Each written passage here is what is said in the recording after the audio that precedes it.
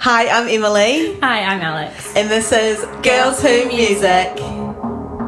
Welcome back to Girls Who Music. I'm here with Willy from No Cigar, who has just recently landed back in Aotearoa. How are you feeling? Feeling good, feeling a little jet lagged. Yeah. In a good way though. We do this segment on the podcast called Song of the Week, where you say a song that you've recently been listening to and enjoying. Do you have a song that you could share? Any song? It's any song. Could be the last song that you listened to. I don't remember the last song I listened to, but I think a song that I've really fallen back into love with is a song called Mamyeniwa by Ala Agote and his Sounds of Joy. It's like a West Ghanaian tribal worship song. Wow, But it's, okay. you like, I wouldn't be surprised if you've heard it. It is like, as far as obscure West African tribal music goes, it is quite well Popular? known. Okay. But it's like, it's got something about the rhythm and the juxtaposition between like what I expect when I think of worship music and like Yes. being a white boy, like growing up, what the music they play in church has a rigidity to it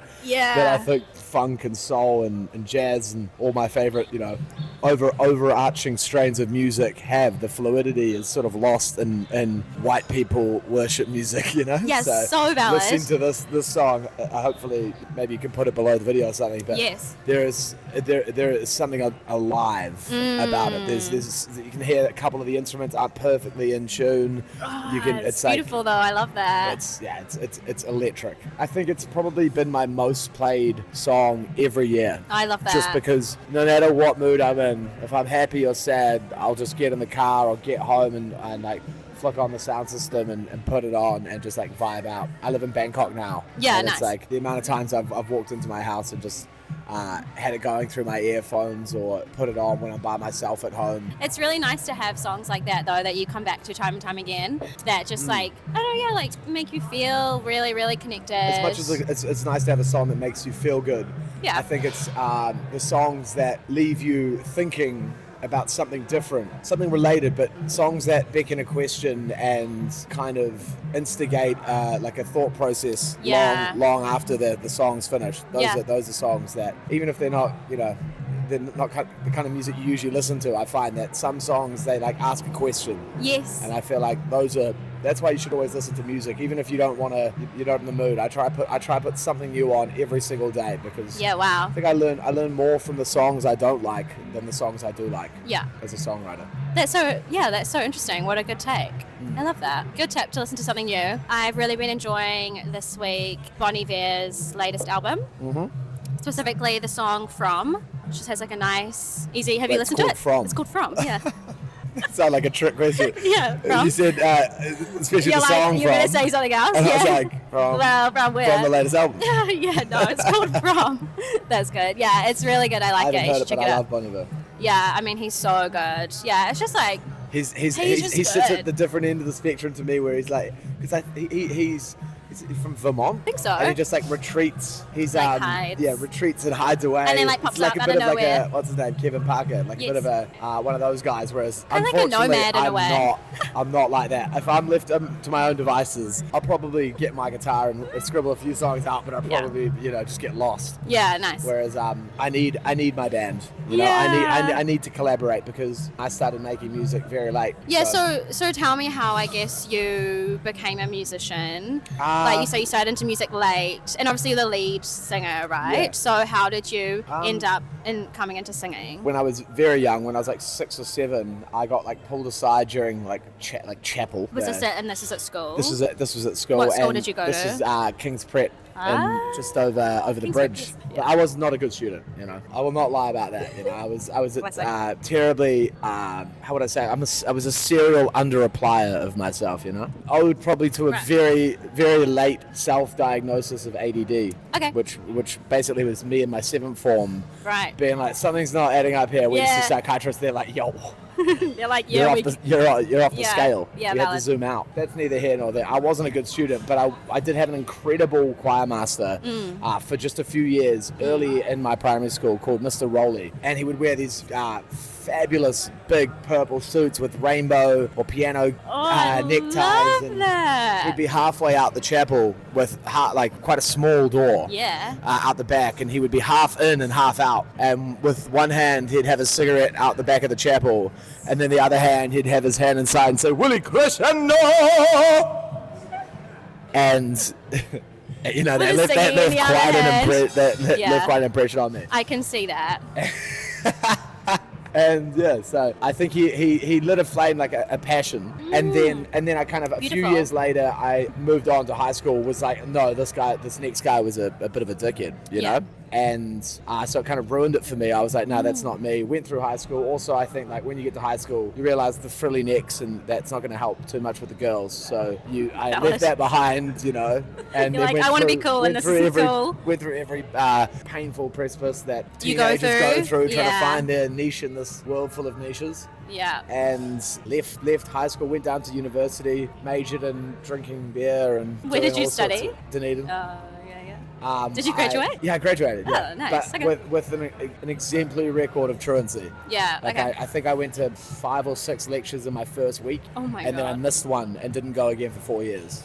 Didn't even sign up for tutorials or anything. How did you pass? I went into the library maybe a week or two before exams, and I would get $20 out for each paper. Yeah. And then I would find the nicest girl with the prettiest handwriting, and then I would say, hey, love, you go buy yourself a coffee. I'm just going to photocopy your notes. And that's going to be where I study from. And then I take all the pretty handwriting, and then I would just go rope learn for 2 days for each subject. And I got pretty good grades. Almost, I'd say B-. You know, I'd take that. Wow. I'd take that. Not even a C. That's And like... yeah, C's get degrees, but Yeah. B- is, you know. It's not bad. It's better. Yeah. It's B-. Yeah. And so I did that, moved over to London, worked, you know, some life stuff. Had a very close friend of our group of friends pass away like right after university, and a few of us were left a bit reeling and lost. Yeah. And so a friend, her old man, offered us jobs to work with the Rugby World Cup, selling merch, like for CCC, for Canterbury. Yeah, nice. And so we moved over, got lost in London for a few years. Yeah. And at the end of that time, I think when I came back, I'd found a guitar beaten up in the back of some party, 5 a.m. in someone's house in London. Yeah. And there was literally like a smashed guitar. And I'd bought a guitar in my 7th form. I'd learned like 3 chords and kind of just put it down. Okay. Didn't take it to uni, or didn't open it at uni really. And came back from London anyway. And Benson, our bassist now, who'd once before I left, I think once or twice, but especially once I got back, was like, hey, we've got a group of guys who are now you know, a rough lineup of who's in the band now, some subs in and subs out to find the perfect balance, but they're all friends, they're all people that I've known either very well or like through, you know, association most of my life. But luckily they've been playing their instruments their whole life.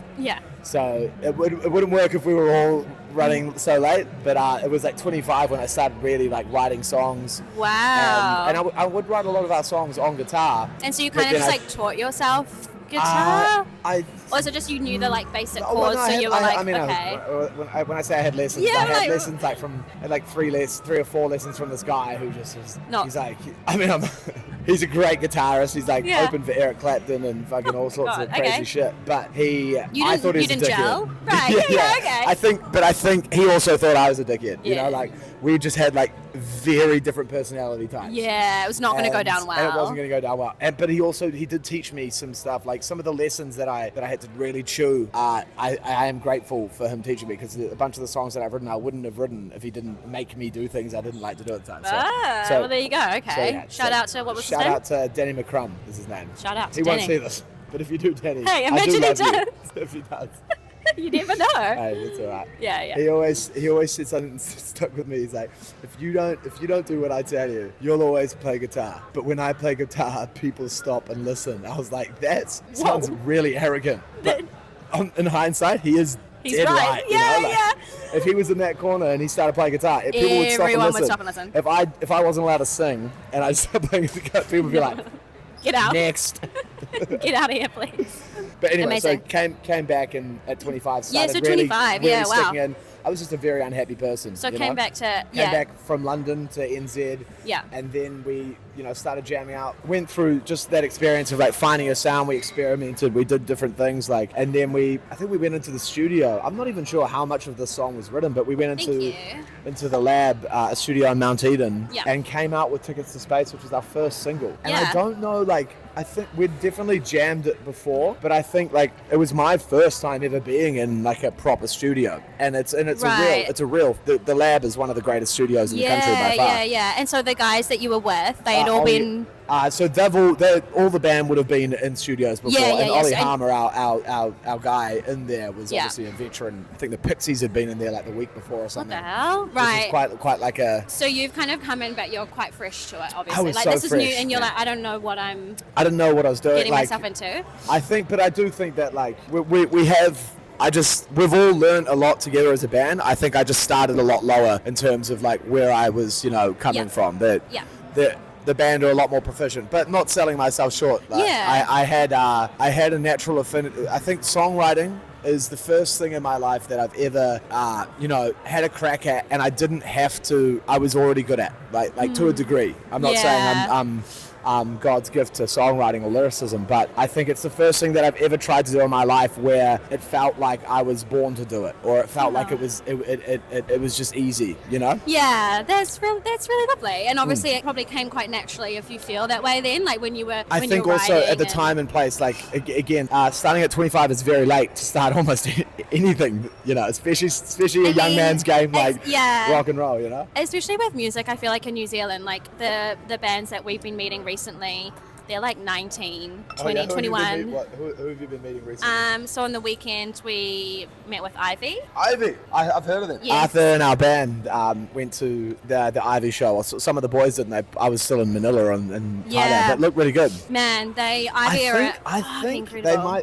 I might be wrong, but I'm pretty sure when we sound checked for our last Auckland show, we did a smaller show earlier in the year at Double Whammy. And they might watch this if they've been on this podcast. But I they feel might. I might be wrong, but I feel like while we were sound checking, I went to grab a beer and I heard some Jeff Buckley-esque that would be Ivy. Would be that. And then I'm pretty sure that I popped my head to the side of stage as they were sound checking and popped my head in there. And they were at Whammy, or? And I think they were in the next room, which would be Whammy. Yeah. So guess what, we were playing the same night. I don't know. Oh my god, funny. Okay, I wonder will if that was fact them. check I wonder that if would that be was funny. them. No, they are very Jeff Buckley. Yeah, and there's not they that did a many Jeff of Buckley those. cover. Oh really? Yeah. Oh my god, it was beautiful. Oh, well, maybe it was what I heard sound checking. Yeah, it could have been, but no, they're incredible. Cheers to Ivy. Cheers I think I don't know if we're playing with them or anything, but I keep seeing their name One in day. our chat. So One day, you never know. Yeah, Jesse, the lead singer, his voice, it's he sings and you're like, what? it's Jeff Buckley. Yeah, I'm like, what the heck? I shut my eyes, Jeff Buckley, okay. Yeah, no, he's great. But yeah, everyone I feel like is quite young in the New Zealand music scene, so starting at 25. Oh, I know. So, well, I guess you guys, because you formed in 2019, you formed No Cigar. Yeah. So you kind of all came together when you came back. Yeah. And then, how did you come up with the name No Cigar? I think we were just boiling around with so many different names. And I tell you, kids, the hardest part about being in a band is naming it. It's random, It's fucking hard. Yeah, it's hard. how do you But decide? I think we got lucky. I think Josh ripped it from some surf movie, whether it was a line in it or something like that. Obviously, everyone knows the line close but no cigar. You never heard that?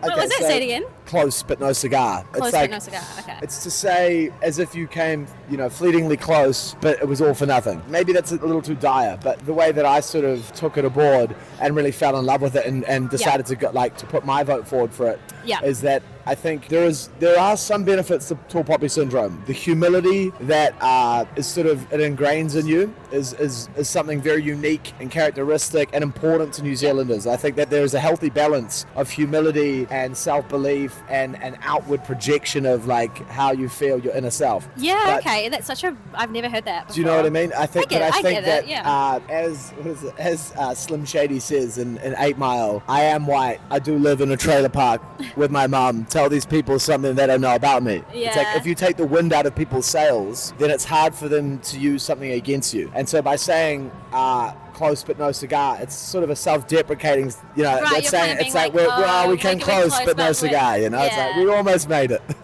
But So if we ever do make it, you know? well, I It'll mean, be in hard for terms them of to like, be an, like, "Ah." yeah, then you're like, actually, wait, Arr. we thought that first. No Got you. Cigar. Yeah, interesting. But I guess in terms of like a New Zealand band, so you guys have like already toured a lot this year. What would be? We've done Europe this year. Yeah, and then I you've think we've got just Aussie done next Europe, week. and then we've got Aussie next week, and then we're And doing. you played in New Zealand. I think maybe we did play at the beginning of the year. Yeah, like May or something. Yeah, we did do our biggest Europe tour and all through the UK and stuff, Yeah. which was surreal, to be honest. Being able to like, I guess, So then when you're like, if we make it, but for a New Zealand band, yeah, haven't you made it? Haven't you made it? Yeah. Is that not a moving Is that not target? a- Is that yeah. the never-ending story? no, that's what I mean. So what would be then? I guess Well, I making think that's it the to point. you? That's the point. Yeah, you know, yeah, is that, yeah. don't get me wrong. Like, I remember when I first started writing songs, what I said to myself was, I mean, I don't know if I described it completely before, but I was in a very dark patch. I was so unhappy that I didn't even know I was depressed. Yeah. If that makes sense. You No, know, I like, get that. and I was in poor health, not looking after myself. Like, I live a hard and fast lifestyle now, but compared to what I was doing, this is like Easygoing. This is very easygoing. That's why, like, the people who know me, they're not worried about What you're doing. Yeah. They know They're that like, no, this he's is, they know that fine. this is pretty stable. Standard. But yeah, I guess I just came from a place that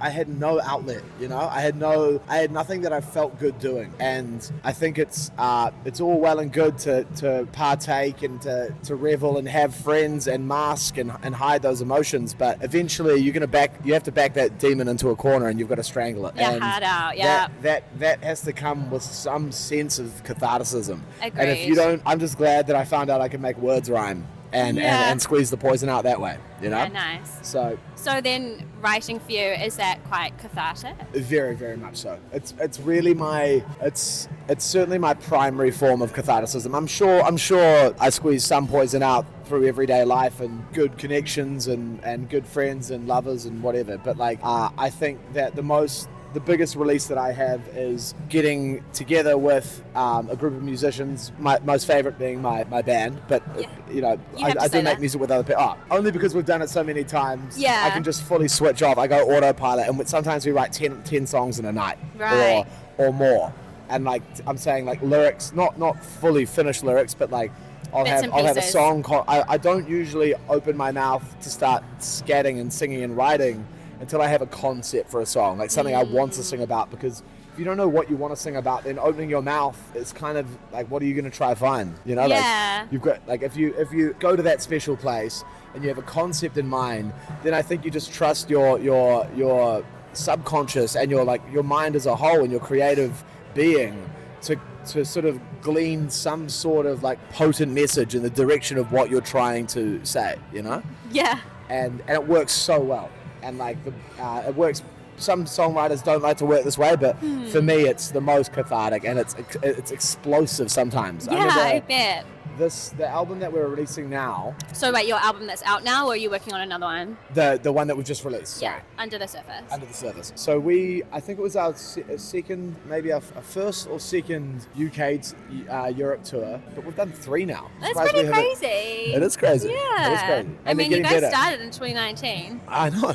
It's like, Been a good turnaround. But yeah, so I think after I think it was the first album, first UK tour. After the shows wrapped, I think we'd been, God, it's hard to remember. No, Yeah. this was before. So before we went on the tour, we hired a big house on the countryside in France, and CJ, our producer, brought like a shitload of Pelican cases, like all of his gear. He's Wow. the old bass player from Marco Road, Okay, and nice. he's our producer and has produced all of our albums. I think he just, instead of like building a studio at home at the time, he just bought a whole bunch of equipment and would come around touring with us when we'd write. So we set up this big, beautiful house, like 500 plus year old house. I think it was almost like a stable to some castle at some point or something. Wow. Something these quasi-aristocratic. Yeah, okay. And there were hundreds of wild boar hooves on the walls and like giant deer heads overlooking the fireplace. It was very, very surreal. Okay, yeah, wow. And we wrote, we plugged everything in, and I drove a car full of the kind of things you can't buy in France from Amsterdam.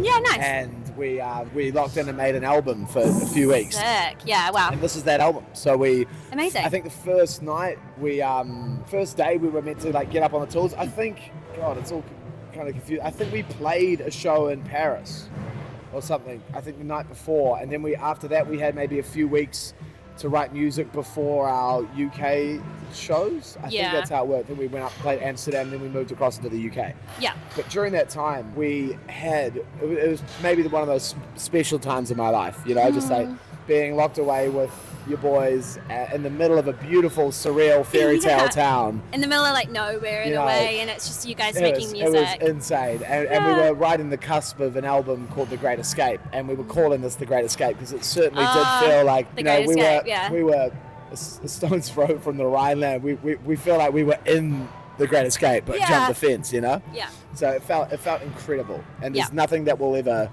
feel like that again. And I kind of knew that at the time. When you're living through something that will be cherished, I guess I often don't have the wherewithal to know and understand these things. I live a little too much in the moment, or a little too much in the second before the moment. And after, right. That was one time in my life where I was like, wow, this will never happen again. And if it does, it won't be like this. No, it'll feel different. So we finally, the first night we had some, teething issues in terms of like getting lost in the moment. But we broke through. We wrote Chantilly. Chantilly is the town we stayed in, but Chantilly is like how we say the song. Chantilly, and that once the floodgates were open after that, I think we wrote like 13, 14 song ideas that night until like 4 a.m, and most of which no one will ever hear.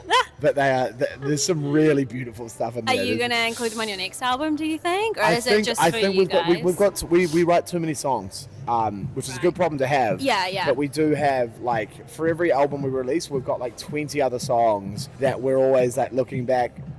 20 probably, 15, 20 songs. Yeah. And then a bunch of other ideas, but like, some pretty fleshed out stuff that we're all like, oh, we should have released this or we should have done that. So I think it would be not a terrible idea for us to just do like a massive deluxe album.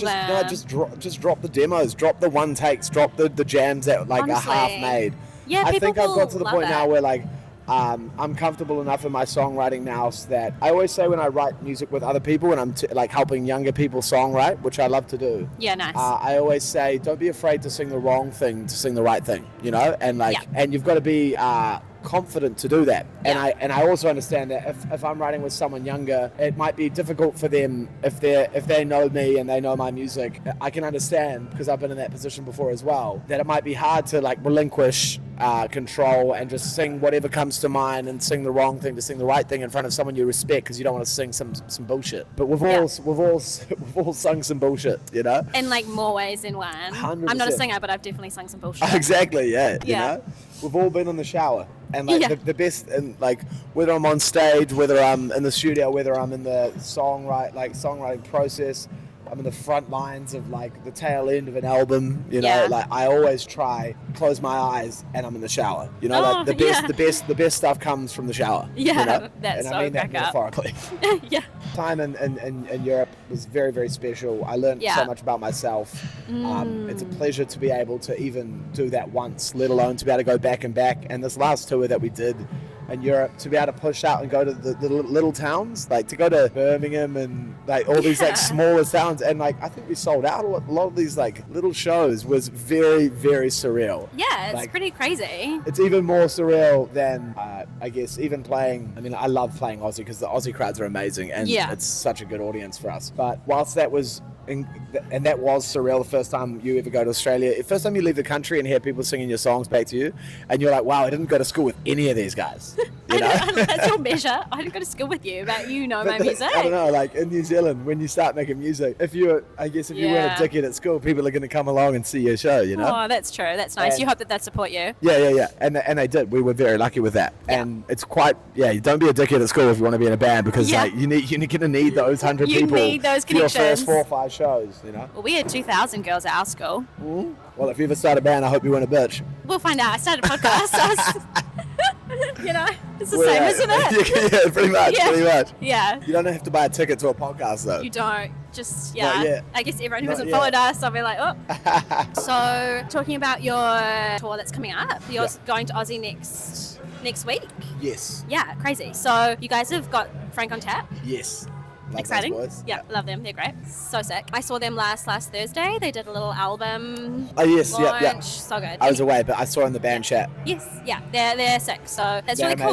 cool that you. They're coming on tour with us. Yeah, that's amazing. Yeah, how did you decide to Well, bring? all the bands because I just had a look on the way here who's playing with us. Yeah. And all the ones I know are fucking great bands. Yeah, amazing. I think if we play with you more than once, we really like you. Yeah. You know? So have you previously played with Frank on Tap? Yeah, fuck yeah. Right. We've played. They played with us at the Avondale, the Hollywood.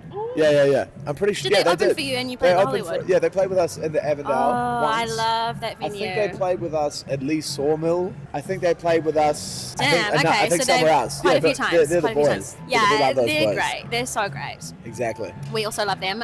So yeah, I guess in terms And of their new album's sick. yeah, I think so with Dee. good. I think with Dee from Roundhead. Yeah, Very yes, good. Roundhead. Yeah, so good. So it's really cool that you, I guess, are bringing them to Aussie to give them like a new audience, to give them I an think- Australian audience. Yeah, for sure. Yeah. I mean, I think they could have done it themselves, but Yeah. but it'll be more fun for them To do it. yeah, like having bigger crowds, because I think their music there's a similar angst. I think it's a very good fit, you know. I agree. Yeah. And we just love them. Really, like go on Yeah. tour with people you want to go on tour with, because you're gonna be spending time with them. Like forget the fucking music. That's so you gotta true. have beers with them after. And make sure Yeah, they're valid. good cunts. Yeah, it's just nice to see that you guys are, I guess, bringing like another Kiwi band Yeah.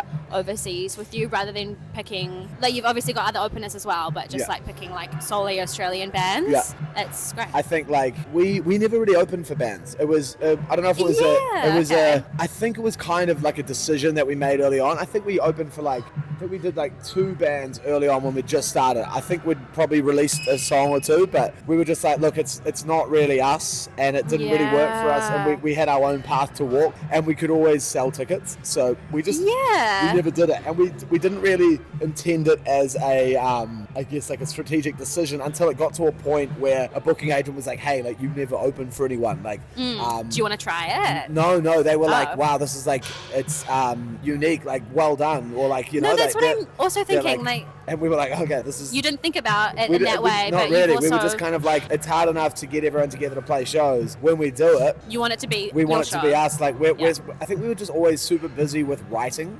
and releasing music. And I think you have to be if you want to, like, again, I started making music when I was 25. Yeah. And I'm 32 now, and we've Yeah. released singles in an EP, and then now 3 LPs, you know? Yeah. And that's a pretty fast turnaround. And It's a I think really, really quick we've already started turnaround. the next album, you know? On top of touring, on top top of of touring, everything. on top It's of not life. just like on top of life. Yeah, Yeah. it's literally not just like making the music, but It's it's been like a lot of life. it's a lot of life. Yeah, and Been a that lot of what life. 2019, so 6 years since you guys started. Yeah. It's pretty crazy. Exactly. And I it think, is impressive to not have opened for. yes. You know what I mean? Yeah, no. I a think bigger act and then exactly. have that. I mean, and like, then- I think. how do you think you've done that though?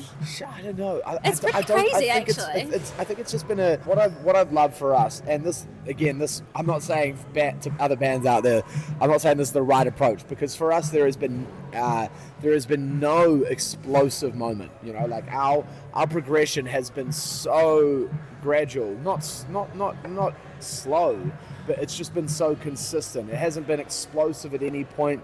There's been no watershed moment. There's been no one album or one single or anything that's really skyrocketed. Maybe like on different platforms. Like I know Concubine got played a lot by the radio, the Rock. Yeah, but, nice. Like we've outside of that, we've had very little radio play in New Zealand. I don't think we've had any radio play in Australia. Yeah, so it's like, how are people finding you? I don't know, but I think just getting out there and just like slowly playing shows and converting people one by one. Like, Agreed, I'm a big yeah. believer of the fact of like, if you put me in front of a room that no one knows me, I will go out of my way to convert them. Whether I have to Every dive into the single crowd and one, grab them by yeah. the jugular. Yeah, you know? valid. Vocally. Yeah. Vocally. Not Vocally. physically, No, not no. literally, vocally. No, vocally. Yeah, nice. Consensually and vocally. Yeah, I love that. Yeah, it's actually so interesting, your guys' like progression, like you say, gradual but like very consistent. I tell you what, I think it makes it very satisfying that way. There have been no massive peaks and troughs. Like my expectation, I think this is the point I was trying to allude to maybe half an hour ago, but when I started writing music, the first, all I ever said is I just want to be one person's favorite band. Like, if I could be one person's favorite band, even if it's for a time, no one's anyone's favorite band forever, but just the idea to me of, like, I had a favorite band at the time, I don't even remember who it was, but I think it was probably Pink Floyd at the time. Yeah. And I remember thinking, if I could be to one person what Pink Floyd is to me, like if I could have that sense of reverence, feeling, then I think that would be enough for me to spend, all the time that I had spent on music at the time, which was not that long, Now I'm a little more demanding. Yeah, but I think I reached that, it was quite quickly where someone was like, pulled me aside after a show, was like, you are my favorite band, like showed like a tattoo or something. That oh my God, wow, what the hell? Holy shit. You're like, this is real life. And it's like, from there you have to adjust your expectations, like what you expect from yourself and from your artistry, but also you have to take a step back and be like, wow, I have reached that. Whilst it might not be a super lofty goal, it was still a goal, and it is quite sensational to me even now, thinking that like you can not know how to do something and then learn how to do something and become one person's favorite practitioner. I'm sure that we're not his favorite band or her favorite band anymore, but no, I think it's still starting small, and it's just been burning very, very slowly ever since then. Yeah. So I'm grateful for that slow burn. I think it's there's been no, I guess I've never really felt disillusioned with the band, because it's just kind of got better every year. Like we're reaching more ears, we're making more music, like the same labels that we were wondering why like we'd never heard from any labels, or like we never called them, but no one ever called us. No radios really ever called us. We were still like selling out shows in other countries. It's so interesting to me, like you say, you haven't had much like airplay, say on like our mainstream radios here, and yet you guys sold out at the power station. And it's not like a super small venue, I'm sorry if I don't listen to the radio. I don't even live in the country at the moment. So if we have been getting a lot of radio support on some songs, maybe the band haven't told me about it. I don't want to throw any shade. But I know, speaking personally, I haven't heard you on the radio. Right, and you listen to the radio. Yeah, sometimes. So it's just interesting. It is interesting. It is interesting. And also, so you say try not to think about it too much. No, don't. It's like scary.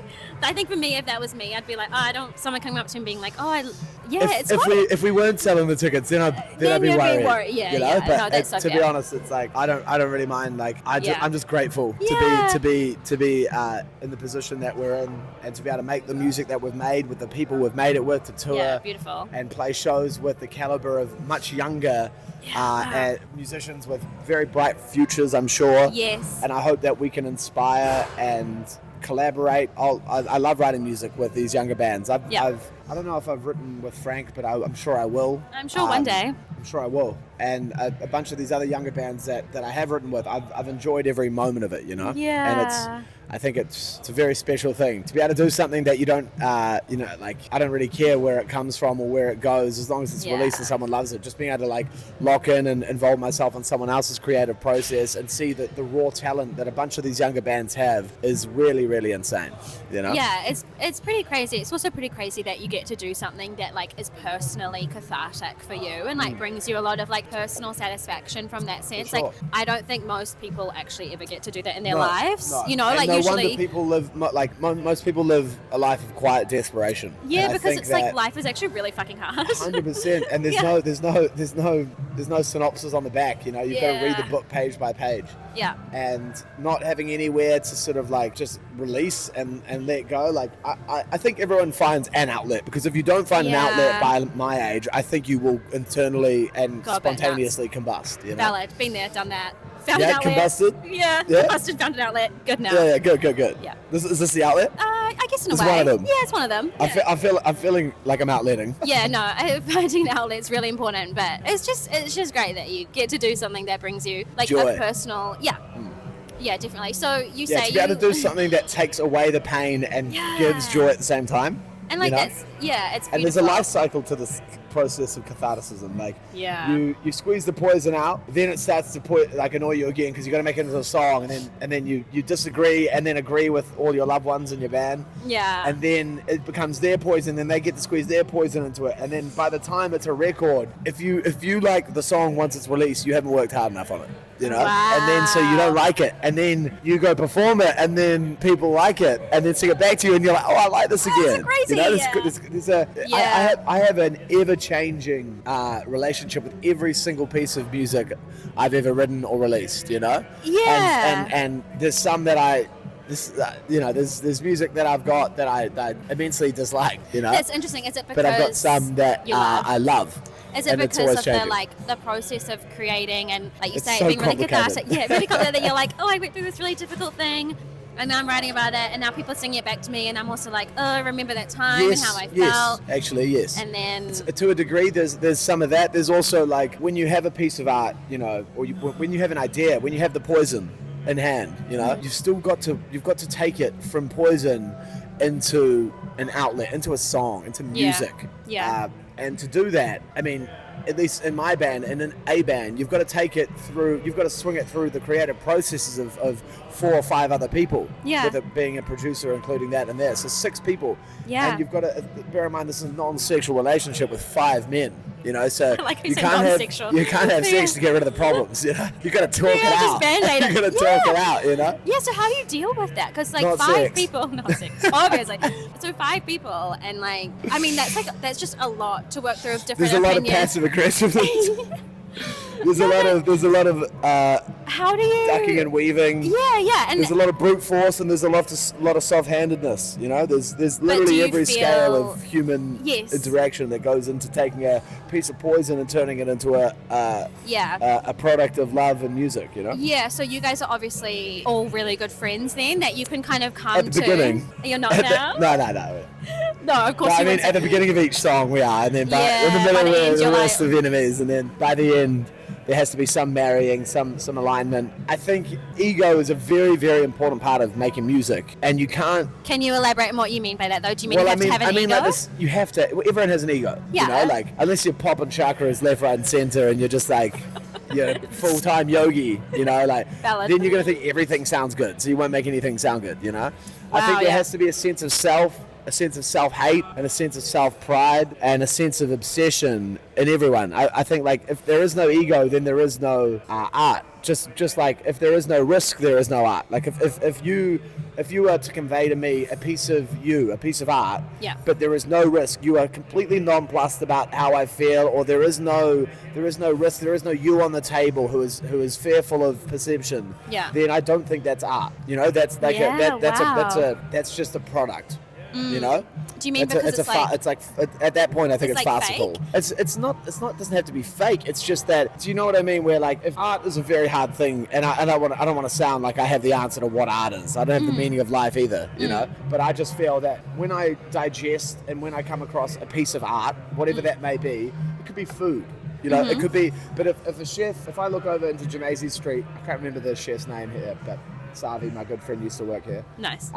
If when a dish comes out, if there is not a part of them that is invested in that plate of food, if there is not a sense of their self and therefore a risk, if there's not, if there's none Do you of mean that, an then, emotional tie of someone being like, I don't like this, and then you being if like, that doesn't piss them off, Yeah. if they don't care, if someone throws their food and says this is disgusting, and that doesn't make them feel anything, then that is not art to me. That is just a product. Yeah, because you don't have Like that tie, that Ronald McDonald connection. doesn't cringe when my Uber Eats cheeseburger comes and they mangled. didn't steam the buns. Yeah, valid. You know? I get that, and I yeah. asked for steam buns, you know? Yeah. Shout out steam buns. Shout out steam buns. Shout Don't out ever Ronald. get, cheeseburger with steam bun. Ronald McDonald. Valid. Yeah, that's really an interesting take. Like art being tied to you personally and you having like this deep connection to it. And I feel like when you do ingest, It's the same as like it's this podcast, right? Like Yeah. this is an artistic medium. Like obviously there's a lot of technology involved, but like Yeah. you have a love for music and you use this medium to get to talk to people whose art interests you. exactly that. And which is great. Like I It's don't know, it's a great idea. Yeah, thank you. And I'm sure it doesn't make money, just like making music. It makes $0. Yes, well, so does being in a band, sweetheart. Shout out. $0. we've toured around the world multiple times, and we're still putting money in. Yeah. We're not taking money out. At least I'm not. Yeah, I'm valid. not if anyone else is. No, yeah. Also, that's one thing that's interesting to me is that this perception of artists like being really profitable of their music, but actually, specifically in New Zealand, I mean, I can't speak for like other countries, it is quite hard to make a profit off art in terms of like, Definitely. you know, Definitely. I it's mean, hard. if you want to make money, kids, be a DJ. Yeah. Because That's just like cash in hand. You can go and you can go play same festivals that we play, get paid. I mean, you know, even for like if you sell a similar amount of tickets to your own shows, you could charge a similar fee to us for a festival. Yeah. But you just bring a fucking USB around your neck, and You're we have to bring Gucci, like yeah. I got to bring 5 bandmates. You know, a sound guy, we'll bring monitor guys or a lighting tech or what, an opening band. We've got like, you know, by the end of it, if girlfriends come along, you got like 14, 15 mouths to feed. That's so valid, yeah. And then like Surin, our sound guy, sound daddy, Sound daddy. he's got his like, you know, we've all got our guitars or whatever. Yeah. And he's got his like 5 or 6 or 11 Pelican cases. Like, you know, it's crazy. So don't be a musician, be a DJ. No, be a DJ. They're musicians. If you want to The good ones make are. money. Yeah. Interesting. So you've got your live shows coming up. Yes. What can your fans expect from these shows? From these shows, damn, I think it's just exciting to be able to play this new album. I think there's something about this new album that maybe even purposely, but while we were writing it, we felt that there was a sense of more, not anger, but more, it feels a little disgruntled. It's a bit like gritty, I guess. It's a bit grittier, and it certainly translates well live, you know? Yeah. And I think that there's a lot of, I mean, if you've listened to our music from, you know, early on, back. and Tickets to Space and Valium and all those songs, going into our EP, first album, second album, there is a lot of like melodic and kind of relatively laid back music with some angst, but when we play them live, they tend to have a lot more grit and a lot more energy. And I think we sort of realized that. And it wasn't any sort of executive decision.